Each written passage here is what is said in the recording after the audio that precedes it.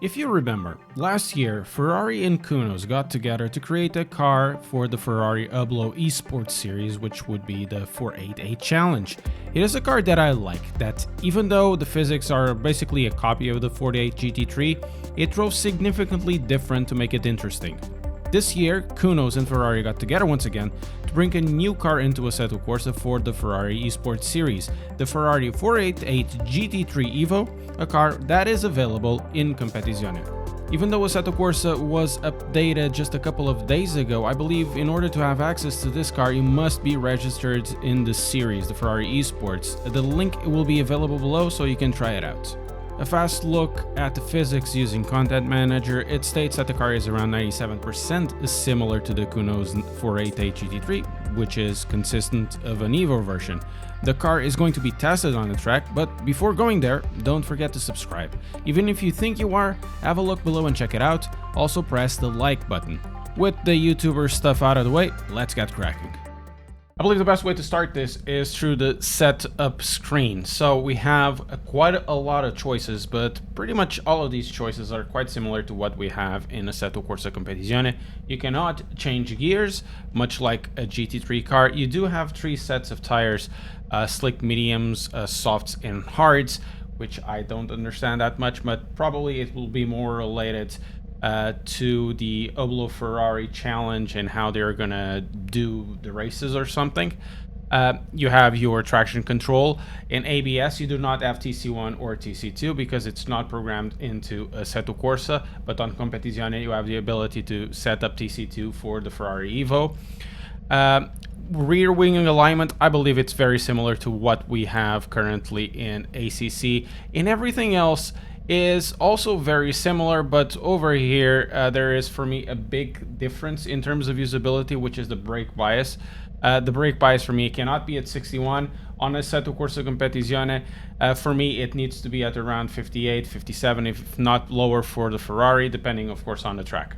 The first thing you'll notice about this car is how squirmy it is under braking. The tires are super sensible to temperature. You do need a couple of laps around here to extract most of your performance. There are a few similarities in terms of handling to this from to Assetto Corsa. The car is definitely more nervous in this EVO package than the regular GT3 car is in Assetto Corsa, much like the EVO car is in Competizione compared to the non-EVO 488.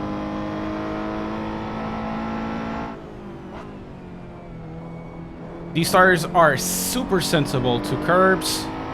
They are sensible to tire pressures. They're sensible to tire temperatures that you can see on the application over there. But I don't think that these tires can compare to Assetto Corsa Competizione in terms of performance, because you know you only have a set of tires choices for for dry conditions. And over here you have 3, so I'm not sure which one is the one that would mostly compare, but then again you can go the distance in a stint with a set of tires. I very doubt that the softs would be able to do that, and the mediums seem to lack a bit in terms of performance. Of course, people with more skill will be able to extract more performance and better lap times than I can. With these medium sets, I would say they would be doing 45s, maybe 44s. Again, in Imola, top dogs are doing 42s, 41s, 43s in race trim. Maybe the softs are able to do that, maybe a little bit better, but I doubt that the softs will have the longevity. It's something that you really need to try. So there's quite, a significant undercurrent that there is similar, but there is quite a big difference in terms of what this car is compared to the Assetto Corsa EVO car. Especially under braking, you have far more confidence braking in Competizione. On this one, even with 64 brake bias. I think it's running at 64. The car is super nervous under braking. Yeah, it's 64. And in competition, it'd be running less than 60 for sure. Maybe a little around closer to 60 if you are under wets, but over here we're in dry condition. Almost perfect track, and still it's, you know, you're begging for mercy every time you go with your foot to the brake. And lots of understeer too, but of course this can be fiddled around in the setups.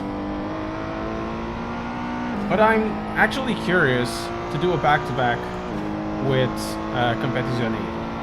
Now in Competizione you can see the huge difference of the car's handling in many ways. In the way that you brake into corners, even though I don't have the correct braking point. My tires are not in optimal pressures. The car gives you far more confidence into the corners, and you can go over the curbs with more confidence. Of course, sometimes the curbs and even in ACC can be a bit overwhelming, especially when temperatures start to drop.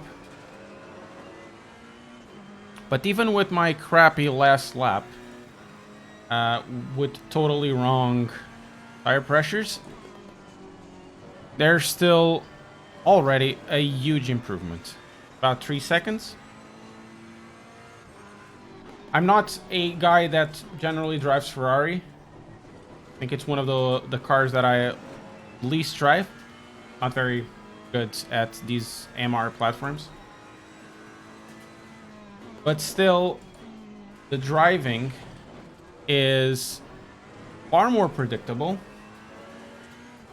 and has a better flow.